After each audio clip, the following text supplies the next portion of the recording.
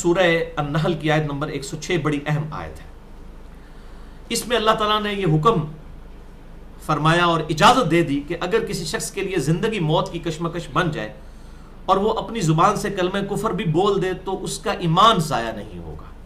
ایک تو وہ اعلیٰ ترین درجہ ہے نا، جو مسند امام احمد میں صحیح حدیث ہے. حضرت معاذ ابن جبل کو نبی صلی اللہ علیہ وسلم نے نصیحت کرتے ہوئے فرمایا تھا کہ معاذ، اللہ کے ساتھ کسی کو شریک نہ ٹھہرانا، خواہ تمہارے ٹکڑے ٹکڑے کر دیے جائیں، تمہیں آگ میں جلا دیا جائے یا تمہیں سولی پہ لٹکا دیا جائے، اللہ کے ساتھ شرک نہ کرنا. شرک بہت سینسٹیو ایشو ہے. تو وہ تو اعلیٰ ترین درجہ ہے کہ انسان مرنے کے لیے تیار ہو جائے. بخاری اور مسلم کی متفق علیہ حدیث ہے، اس نے ایمان کی حلاوت چکھ لی جس میں 3 نشانیاں موجود ہیں. نمبر 1، اللہ اور اس کا محبوب صلی اللہ علیہ وسلم اسے پوری دنیا میں سب سے بڑھ کر محبوب ہو جائیں. نمبر 2، دوستی اور دشمنی کا معیار اللہ کی ذات اس کے لیے بن جائے. اور نمبر 3، کفر کی طرف لوٹنا اس کے لیے اتنا ہی مشکل ہو جائے جتنا زندہ آگ میں جلایا جانا. وہ آگ میں جلنے کے لیے تیار ہو جائے لیکن اسلام نہ چھوڑے، وہ ایمان کی حلاوت چکھ لے گا. یہ تو اعلیٰ ترین درجہ ہے. لیکن ایک ہے قانونی درجہ، فتویٰ، وہ یہ ہے سورۃ النحل آیت نمبر 106، من کفر باللہ، جو کوئی اللہ تعالیٰ کے ساتھ کفر کرے، من بعد ایمانہ، بعد اس کے کہ وہ ایمان لا چکا تھا، اس کے دل نے گواہی دے دی کہ یہ قرآن حق ہے، اسلام حق ہے، الا من اکرہ وقلبہ مطمئن بالایمان، سوائے اس کے کہ جس کو مجبور کر دیا جائے، جبکہ اس کا دل ایمان پر ٹھکا ہوا ہو، مجبور ہو جائے زندگی بچانے کے لیے اگر وہ کلمہ کفر بول دے، دل میں ایمان رکھتا ہو، اس کے سوا اس کو اللہ تعالیٰ گرفت نہیں کرے گا. لیکن اس کے سوا اگر کسی نے کفر اختیار کیا، جس طرح یہ ہمارے یہاں ملک کے اندر ہوتا ہے، لوگ جو ہیں وہ باہر جانے کے لیے اپنے وہ قادیانی لکھوا دیتے ہیں، وہ کہتے ہیں جی خیر ہے دل میں، تو وہ نہیں، وہ زندگی موت کی کشمکش تو نہیں بن جاتی کہ اس طرح، وہ تو دنیا پرستی کے لیے لوگ کرتے ہیں. تو ایسا کام نہیں، اس کی تو اللہ تعالیٰ چھوٹ دے دے گا. لیکن جو دوسرا ہے وَلَٰكِن مَنْ شَرَحَ بِالْكُفْرِ صَدْرًا، لیکن وہ جو بد نصیب ایسا ہو جائے کہ کفر کے لیے اس کا سینہ کھل جائے، اس کفر کی طرف دلی طور پر مائل ہو جائے، فَعَلَيْهِمْ غَضَبٌ مِّنَ اللَّهِ، تو ایسے لوگوں پر اللہ کا غضب ہے، وَلَهُمْ عَذَابٌ عَظِيمٌ، اور ان کے لیے بہت دردناک عذاب ہے، بہت بڑا عذاب ہے. تو یہ بڑا سخت معاملہ ہے. دل میں ایمان ہے، جان بچانے کے لیے کوئی تقیہ کر لیتا ہے، اس وقت کوئی توریہ کر لیتا ہے یا کلمہ کفر بول دیتا ہے تو اس کی پھر گرفت نہیں ہے. لیکن اس کے علاوہ اگر کوئی کرے گا دنیاوی غرض و غایت کے لیے، اس کی پکڑ ہو جائے گی. اور یہاں پر میں ایک ضمناً مسئلہ بھی بتا دوں. آپ مجھے بتائیں، اجتہاد قیامت تک کے لیے جاری ہے؟ اللہ نے ہمیں عقل بھی دی ہے، یہ قرآن میں واضح آیت ہے کہ اگر کوئی زندگی موت کی کشمکش میں کفر بھی بول دے تو وہ مسلمان ہی رہے گا. کلیئر ہو گیا؟ لیکن فقہ حنفی نے ایک جعلی مسئلہ بنایا ہوا ہے. وہ کہتے ہیں کہ اگر کسی سے گن پوائنٹ کے اوپر، تلوار کی نوک کے اوپر اپنی بیوی کو طلاق ڈلوا دی جائے،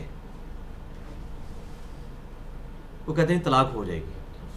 استغفر اللہ تو بولی، یعنی جب کسی کی مت ماری جائے نا تو اس قسم کے مت، یعنی ایمان جو سب سے بڑی چیز ہے، قرآن کہہ رہا ہے ایمان تو نہیں جائے گا، اور یہ دین تو دین فطرت ہے، عقل پر ہے.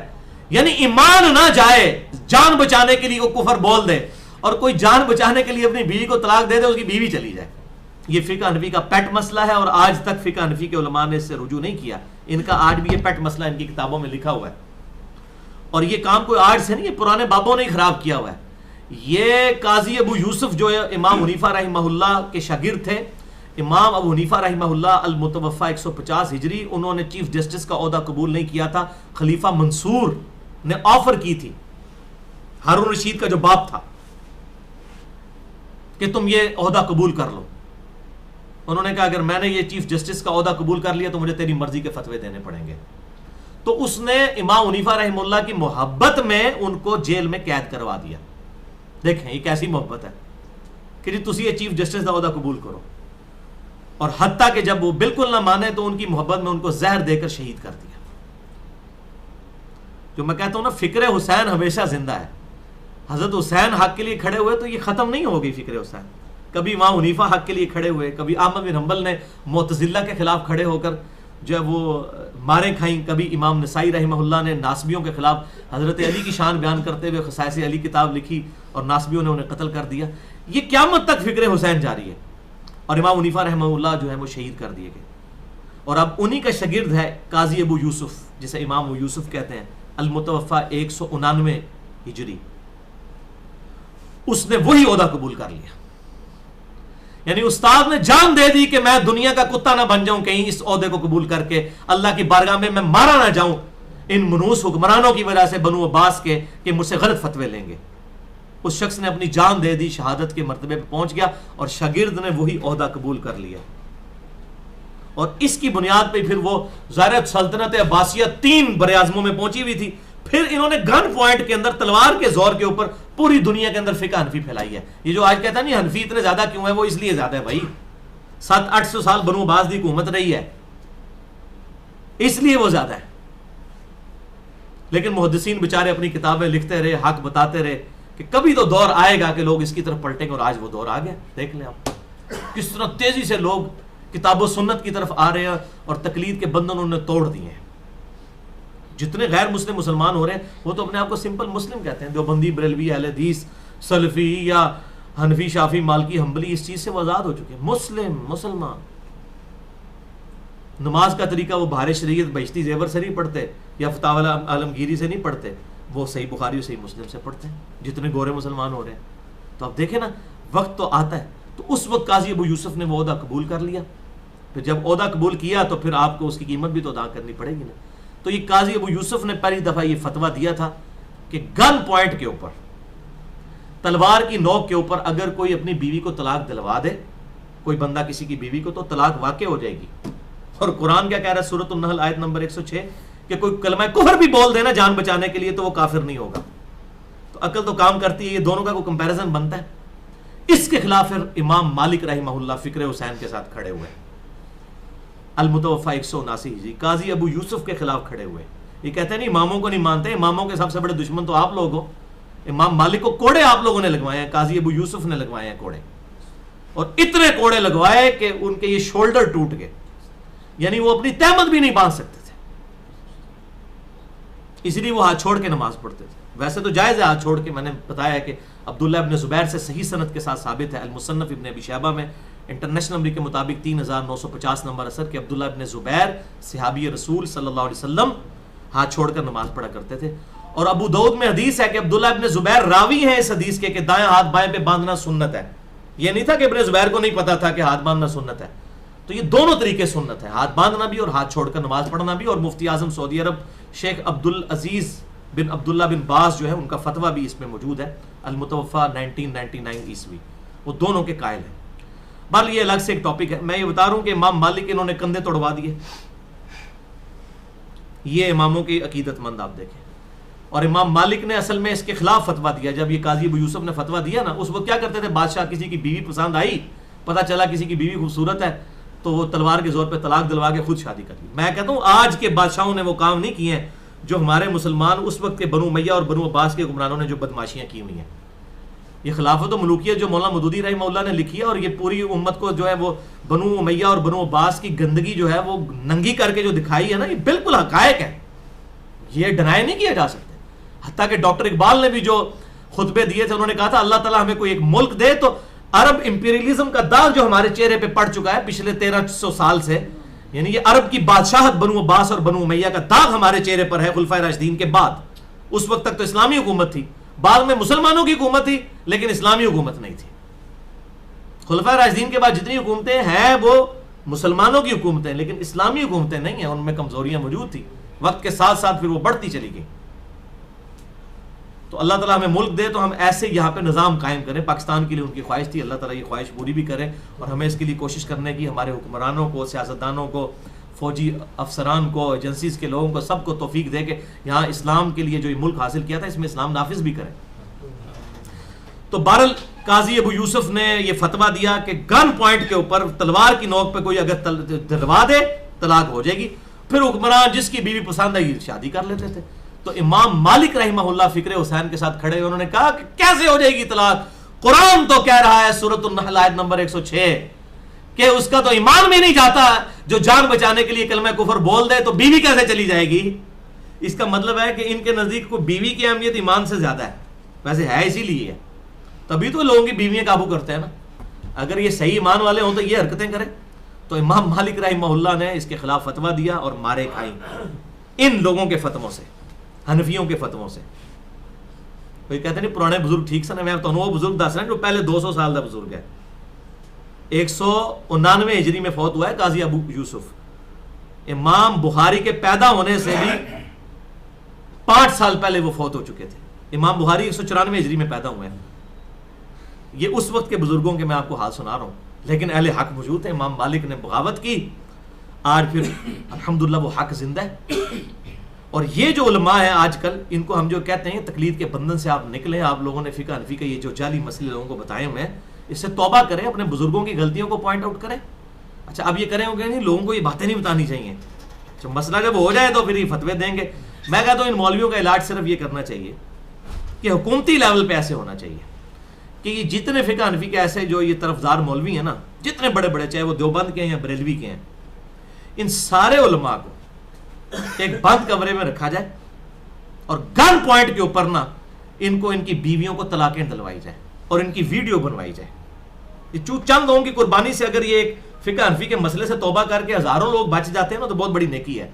ان کی ویڈیو بنائی جائے اور گن پوائنٹ کے اوپر کہ تمہیں گولی مار دیں گے, اپنی بیویوں کو طلاقیں دو, اور یہ ویڈیو پھر ریلیز کریں. پھر میں دیکھتا ہوں یہ فقہ حنفی کے فتوے پہ چلیں گے یا امام مالک کے فتوے کے اوپر چلیں گے اور قرآن کے فتوے کے اوپر چلیں گے. امام مالک نے بھی وہ گھر بیٹھ کے فتویٰ تو نہیں بنایا, یعنی آپ کو امام مالک کے فتوے کے بغیر ہی پتہ یہ آیت پڑھ کے, میں نے آپ کو اس سے پہلے سمجھا دیا.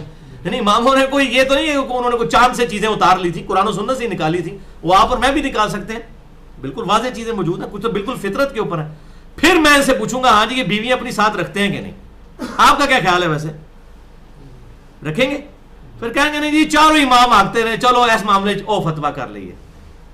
ٹھیک ہے, تو یہ پھر یہ سارے نفس پرست قسم کے لوگ. تو مجھے بڑا یہ دکھ ہوتا ہے اس طرح کے یہ فتوے دیتے ہیں اور وہ کہتے ہیں جی گن پوائنٹ پہ طلاق جو ہے وہ واقع ہو جائے گی. وہ بابے بھائی غلطیاں کر کے خدا کے لیے انہوں نے چھوڑو, تسی اپنی قبر و آخرت دی فکر کرو. بابے کو غلطیاں ہوئی ہیں وہ اللہ نو آپ جواب دیں گے, تسی تو قرآن پڑھ کے توبہ کرو نا. یہ ان کو حدیث دا مسئلہ تو نہیں ہے نا, آپ کو کہ جی ان کے پاس کوئی حدیث تو ہوگی, کوئی ایسی حدیث نہیں جو قرآن کے خلاف ہو, یعنی کوئی حدیث اس کے خلاف تو نہیں ہوگی جو قرآن میں یہ بات آ رہی ہے. تو اس طریقے سے نہیں ہے. اسلام دین فطرت ہے. اگر کسی کو گن پوائنٹ پہ کفر پہ مجبور کیا جائے, دل میں وہ ایمان رکھتا ہو, نہ اس کا ایمان جائے گا اور نہ پائی جی بیوی جائے گی. ٹھیک ہے, ہاں انہیں مولویاں نہیں بیویاں چلی جان گیا کیونکہ یہ تو بڑے کٹر نے نا. عوام تو بیچاری سیدھی سادھی مسلمان ہے, یقین کریں عام عوام کو تو پتہ ہی کچھ نہیں ہے کہ جناب جتنا ضروری نبی صلی اللہ علیہ وسلم کو ماننا ہے اتنا ضروری جو ہے وہ امام حنیفہ, امام شافعی, امام مالک یا ان ائمہ کو ماننا بھی اتنا ہی ضروری ہے. یہ کو دین کا عام آدمی کو نہیں پتا. احترام کرتے ہیں, ہم بھی احترام کرتے ہیں, ہم تو اماموں کی جوتیوں کی خاک کے برابر بھی نہیں ہیں, لیکن ان کے نام پہ جو فرقے بنائے ہیں بالکل غلط ہے. حضرت عیسیٰ علیہ السلام کی ہم عزت کرتے ہیں, لیکن عیسیٰ علیہ السلام کے نام کے اوپر جو شرک پھیلایا گیا ہے اس شرک کی ہم مذمت کرتے ہیں. عیسیٰ علیہ السلام تو وجیہ فی الدنیا والآخرہ. یہ ائمہ جتنے بھی ہیں بڑے بڑے ائمہ, چاہے وہ امام جعفر الصادق ہوں المتوفا 148 ہجری, یا امام حنیفہ ہوں المتوفا 150 ہجری, یا امام شافعی ہوں المتوفا 204 ہجری, یا امام احمد بن حنبل ہوں المتوفا 241 ہجری, یا امام مالک ہوں المتوفا 179 ہجری. یہ جتنے بڑے بڑے ائمہ ہیں ہم سب کا احترام کرتے ہیں. امام بخاری ہوں المتوفا 256 ہجری, امام مسلم المتوفا 261 ہجری, یہ بڑے بڑے ائمہ ہم ان کا احترام کرتے ہیں. لیکن ان کے ناموں پہ کوئی فرقے بنائے گا تو وہ اماموں کے ساتھ ظلم کر رہا ہے. یہ امام قیامت الدین کو جوتیاں مروائیں گے ساتھ ہو کے کہ تم نے ہمارے ناموں پہ فرقے بنا دیے. ہم نے کب یہ کہا تھا کہ ہمارے ناموں کے اوپر فرقے کھڑے کیے جائیں؟ اور پھر امام اعظم دیکھیں جی, اب ہم یہ کہتے ہیں خدا کے لیے, ہم تو کہتے ہیں امام اعظم نبی صلی اللہ علیہ وسلم, امام کائنات, سید الاولین والآخرین, شفیع المذنبین, رحمت للعالمین, سیدنا و مولانا امام اعظم محمد رسول اللہ صلی اللہ علیہ وسلم. کہتے ہیں نہیں, وہ اپنے وقت کے اماموں میں امام اعظم تھے. اچھا صحابی اعظم کوئی بھی نہیں ہے, اس وقت صحابی اعظم کوئی نہیں ہے. اچھا اپنے وقت کے اماموں میں تھے, تو میں کہتا ہوں کہ امام اعظم کے استاد کون ہے؟ امام جعفر الصادق. ان کو کیوں نہیں امام اعظم کہتے؟ اے پھکی لے لو میرے کو. اگر تسی ان پھر وہ کرائٹیریا بنایا نا کہ اپنے وقت میں بڑے ائمہ, اس وقت کے اماموں میں سب سے بڑے امام تھے, تو ان کے جو اپنے استاد ہیں امام جعفر الصادق المتوفا 148 ہجری, جو امام حنیفہ سے 2 سال پہلے فوت ہوئے ہیں, ان کو امام اعظم کیوں نہیں کہتے؟ ان کو کہیں, وہ تو اہل بیت میں سے ہیں, حضرت حسین کے پڑپوتے ہیں. امام جعفر الصادق بن محمد باقر بن علی بن حسین بن علی, ان کو کیوں نہیں امام اعظم کہتے؟ تو یہ بس وہ اپنے بزرگوں کو اپنا بزرگوں کو امام اعظم مانتے ہیں. وہ سارے ہی مانتے ہیں, وہ جس کا جو دل ہوگا، محدث اعظم، مفسر اعظم، مفتی اعظم پاکستان، مفتی اعظم انڈیا، مفتی اعظم بنگلہ دیش، جس کا جو ہے نا اپنے اپنے بابے نو اعظم اعظم اعظم اعظم ہی کرتا رہتا ہے. ٹھیک ہے نا. تو ہم کہتے ہیں کہ یہ سارے جھگڑے سے، بابوں سے نجات حاصل کریں، امام تک ہی لفظ رکھیں اور امام اعظم نبی صلی اللہ علیہ وسلم کو کہیں. اماموں کے اوپر امت کی ڈویژن نہ کریں. میرے پاس آ جاتے ہیں نا بعض اوقات وہ پوچھنے کے لیے آپ کس امام کے ماننے والے ہیں. میں کہ جی میں امام حسین دا ماننے والا. چلو نہیں وہ امام حنیفہ. میں کہ جی دسو امام حنیفہ بڑے نہیں امام حسین. ٹھوک جاتے ہیں، ٹھوک ہو جاتی ہے، ادھر ہی پھوک نکل جاتی ہے. امام حسین بڑے ہیں. تو میں نے کہا وہ امام حسین کے آپ کیوں نہیں مقلد ہوتے ہو؟ ان کے ہو جاؤ نا. ہاں جان دینی پڑتی ہے نا، جان تو نہیں ہر بندہ دے سکتا. تو ٹھیک ہے، وہ بس یہ ناموں کی عقیدتیں ہیں بھائی میرے، اپنی اپنی عقیدتیں خود بخود بنائی ہوئی ہیں. اور یار اگر تم نے کوئی فرقے بنانا ہی تھے تو حدیث ہے ابو داؤد ترمذی نسائی ابن ماجہ میں، علیکم بسنتی و سنت الخلفاء الراشدین المہدیین، تم پر میری سنت اور میرے خلفاء راشدین ہدایت یافتہ کی سنت لازمی ہے. تم ان خلفاء راشدین کے اوپر نام کے اوپر کرتے تو ہمیں کوئی ٹھنڈ بھی پڑ جاتی. فقہ صدیقیہ، فقہ فاروقیہ، فقہ عثمانیہ، فقہ علویہ، لیکن اللہ تعالیٰ نے ان کو اس شر سے بچا کے رکھا ہے الحمدللہ. ان کے ناموں کے اوپر یہ چیز نہیں کھڑی ہوئی ہے اور نہ انہوں نے اس قسم کے کام کیے ہیں کہ لوگ ان کے ساتھ یہ حرکتیں کرتے ہیں. تو بعد کے اماموں نے کہیں کہا کہ ہمارے ناموں کے اوپر فرقے کھڑے کیے جائیں. یہ ان ماننے والوں کے قصور ہے، ان کا کوئی قصور نہیں. ہم ان کا احترام کرتے ہیں اور ہم کسی کو اجازت نہیں دیتے کہ ائمہ کے بارے میں کوئی زبان درازی کرے. انہی ائمہ کے ذریعے سے ہی، انہی کے واسطے سے دین تک ہم تک پہنچا ہے اور صدقہ جاریہ انہی لوگوں کے لیے، جن لوگوں کے ذریعے دین ہم تک پہنچا ہے. ان سارے ائمہ سے اللہ تعالیٰ ان سب سے راضی ہو اور قیامت والا دن ہمیں ان سب کا ساتھ نصیب فرمائے. اچھا یہ اللہ تعالیٰ فرما رہا ہے کہ اگر کوئی شخص دل میں ایمان رکھتا ہو اور پھر کفر کہہ دے، جان بچانے کے لیے اس پہ کوئی نہیں ہوگا. لیکن اس کے علاوہ اگر ہوا فعلیہم غضب من اللہ ولہم عذاب عظیم، اس کے لیے اللہ کا غضب اور بہت بڑا عذاب ہوگا. ذالک بانہم مستحب الحیات الدنیا علی الآخرہ. اللہ نے کہا اصل بیماری ان کی یہ ہے کہ انہوں نے دنیا کی محبت اس کو جو ہے پرائورٹی دے دی ہے آخرت کے اوپر. وہی بل تؤثرون الحیات الدنیا والآخرۃ خیر وابقی ان ھذا لفی الصحف الاولی صحف ابراہیم و موسیٰ. اب یہ کون لوگ ہیں جو اس قسم کے غلط فتوے دے رہے ہیں؟ دنیا کی محبت کی وجہ سے دے رہے ہیں، آخرت کے اوپر ترجیح دے دی. وَأَنَّ اللَّهَ لَا يَهْدِي الْقَوْمَ الْكَافِرِينَ، اور بے شک اللہ تعالیٰ ایسے انکار کرنے والوں کو ہدایت نہیں دیتا. یہ کافر کا مطلب آپ یہ نہ سمجھیے گا کوئی ہندو کوئی سکھ، نہیں. عربی میں قرآن حکیم کی ٹرم میں کافر کہتے ہیں انکار کرنے والے کو، جو حق سے اناد کرتے ہیں. مسلمان بھی کافر ہو سکتا ہے، غیر مسلم بھی کافر ہو سکتا ہے. اولئک الذین طبع اللہ علی قلوبہم، ایسے لوگ ہیں جنہوں نے خود گمراہی جنہوں نے خریدی ہے، اللہ نے ان کے دلوں کے اوپر مہریں لگا دی ہیں. وسمعہم، اور ان کے کانوں پر، وابصارہم، اور ان کی آنکھوں پر، واولئک هم الغافلون، اب یہ تو پکے ہی غافل رہیں گے. لا جرم انہم فی الآخرۃ هم الخاسرون، اور یاد رکھو اس میں بھی کوئی شک نہیں ہے کہ یہ آخرت میں نقصان پانے والے لوگ یہی لوگ ہوں گے. اور اس کے اگینسٹ سائملٹینیس کنٹراسٹ ہے اہل ایمان کا. ثم ان ربک للذین ہاجروا من بعد ما فتنوا، اس کے بعد جو لوگ جنہوں نے اپنے رب کی راہ میں ہجرت کی بعد اس کے کہ ان کو ستایا گیا تھا. ثم جاہدوا، اس کے بعد انہوں نے جہاد کیا نفس کے ساتھ بھی اور قتال بھی. وصبروا، اور صبر کیا اللہ کی طرف سے آئی ہوئی تکلیف کے اوپر. ان ربک من بعدها لغفور رحیم، تو بے شک تمہارا رب اس کے بعد، ان آزمائشوں کے بعد ان کے لیے معاف فرمانے والا ہے اور رحم فرمانے والا ہے. دیکھ لیں، آزمائشوں کے بعد، دودھ پینے والے مجنو نہیں. اللہ تعالیٰ فرماتا ہے اس کے بعد جو یہ آزمائشیں پوری کرے گا اس کے ہم پھر گناہوں کو بھی معاف کریں گے، اس کے لیے درجات بھی ہوں گے. صبر کو اختیار، اور صبر ہی پورا دین ہے. اور 3 طرح کے صبر ہمیشہ میں ریپیٹ کرتا ہوں، یاد رکھیں. ایک صبر ہے اللہ کی طرف سے آئی ہوئی تکلیف پر صبر، کوئی غم، کوئی دکھ، کوئی درد، کوئی موت. اور ایک صبر ہے اللہ تعالیٰ کی شریعت کے اوپر صبر، اس کی طرف سے فرائض.